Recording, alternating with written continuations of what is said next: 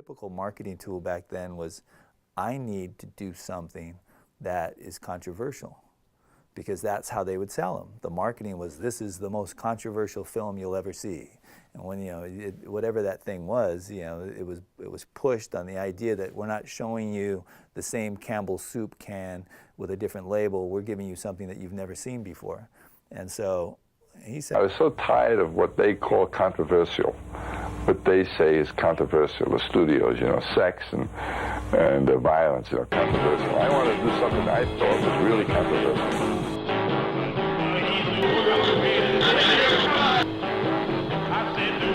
You make me feel so young. I'm gonna make you young forever. Honey, he's no beginner. He's rotten to the core, Daddy. You can't say no more. He's the world's greatest singer. If you've never sinned before, then you know what I mean. You see him walking around the floor. He's the meanest creature you ever seen. He's the world's greatest sinner. I said the world's greatest sinner. As a sinner, he's a winner. Honey, he's no beginner. He's rotten to the core. Stanley Kubrick film. That's usually how I introduce myself. What's in a name? So I'm Romeo Timothy Carey. So synopsis is that average Joe is an insurance salesman who gets bored with the profession. Yes, I wouldn't even bother taking out insurance policies on a funeral, dear. Because when you die, your body starts to stink. That's right. They'll give you a free burial. I wouldn't worry about nothing. And he decides that there's something more to life. And he forms this little club, kind of like a political arena for him, calls it the Eternal Man Party. Somebody in the group says, hey, why don't you form a band? Good way to publicize the party. And it becomes a name, and that name basically starts calling the band as God. And so at the height of their celebrity in music, they then were visited by the devil. You see, you're a dark horse, and I want to see what kind of a race you can run. And I have the know-how and the money to help you. Just get rid of your guitar, Clarence. Burn all these bridges behind you, and listen to what I say, and you'll really become a god. In a way, it's paralleling like a Donald Trump, someone that you thought couldn't even enter the political arena, and now he's in it. To the simple, plain people of this country, the flesh and blood of mankind is the true God. Not in God we trust, but in superhuman being we trust. All this celebrity and all this hubris goes to his head, so he has to go back to God to ask God if God is real and if everything he's built his whole life on, if it was worth it. I defy you to show me if you're God. If you're better than I am, if you're more than I am, show me. Let me see what I mean to you. That's the world's greatest sinner. Basically, at the end of it, it's challenging God. Are you for real? Are you really there?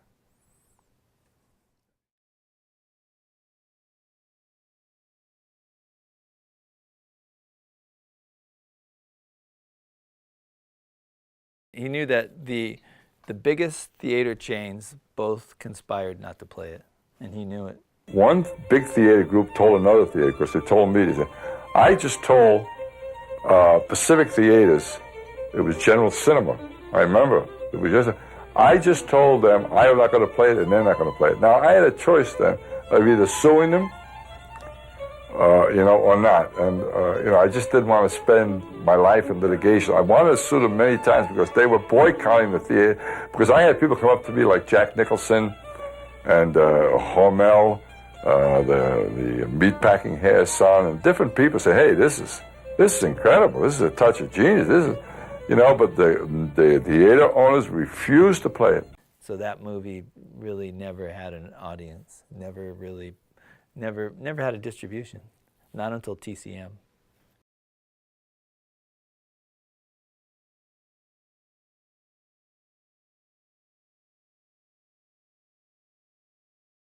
My name is Millie DeCharco, and I'm a programmer here at Turner Classic Movies. For the network, I decided to play it because it had been so hard for me to see it.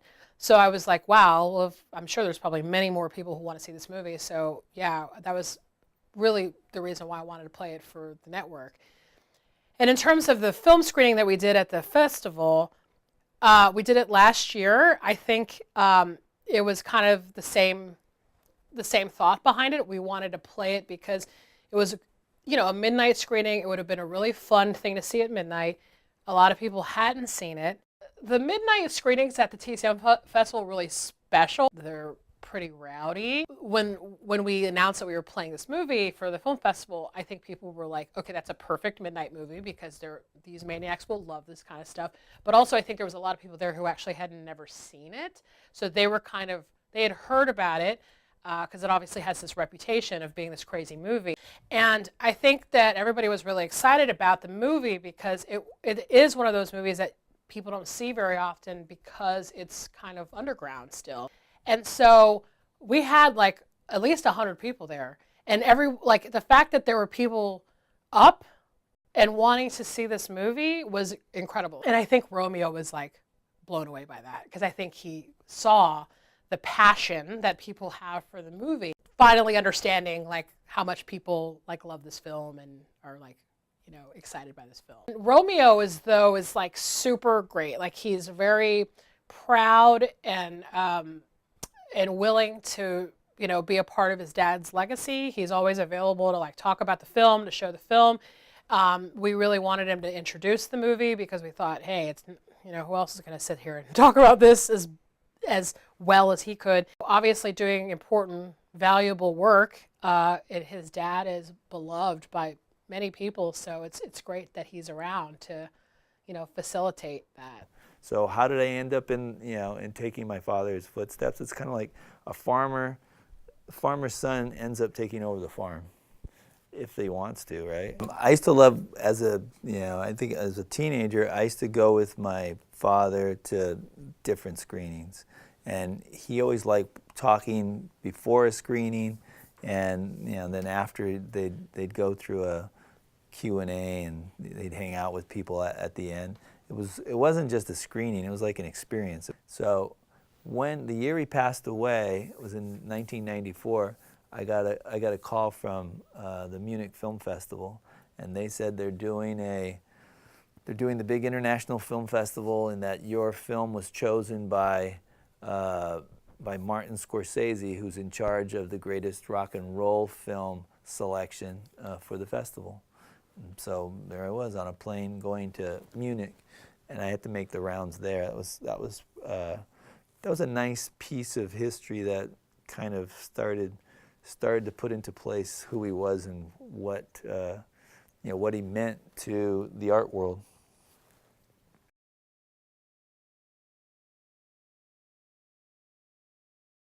I miss wow, imagine Tim Curry with like a studio budget. I mean, just imagine like him having money, give him his whatever his creative force was, and give him the same money as any, big time director gets, and see the films, the body of films, and the kind of art he could have contributed if he were still alive.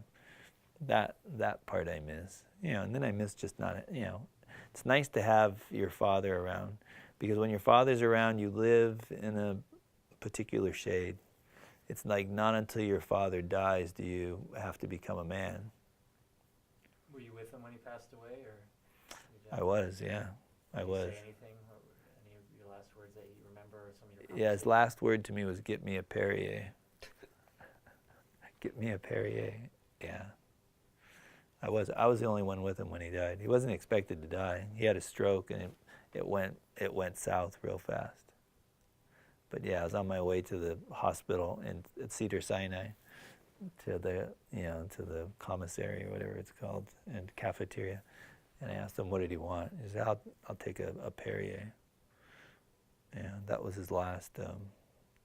That was the end of it. But it's all right. He lived an amazing life. Yeah, but he working all the way to the end. Didn't stop him. Even though the ship was falling apart, taking on water. He loved saying, "I'm losing altitude," because he flew high.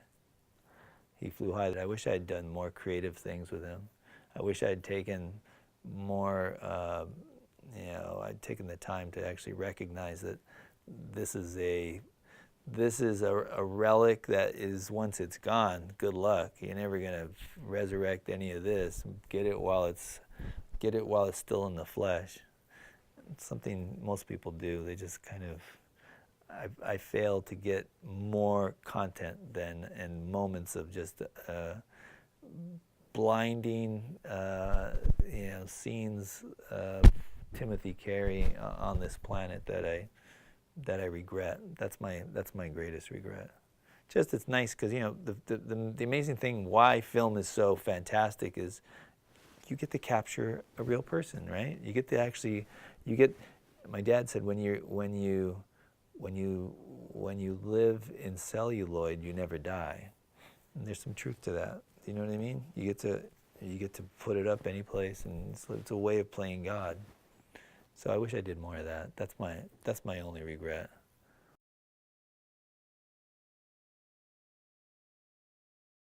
It was George Lucas from the film, I think it's called the Film Foundation, and Martin Scorsese have put money into restoring the world's greatest sinner.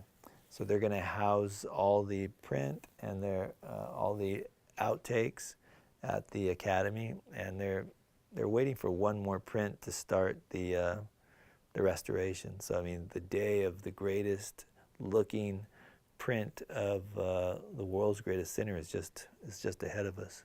How does that make you feel? I think it's great. I struck a version myself, so I know what they're going through.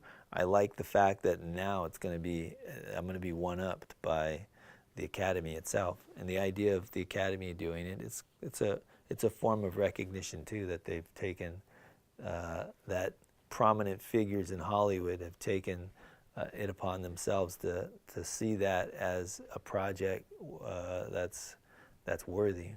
I mean, I like the fact that it's still alive, and I'm here to help it along and do whatever I can do.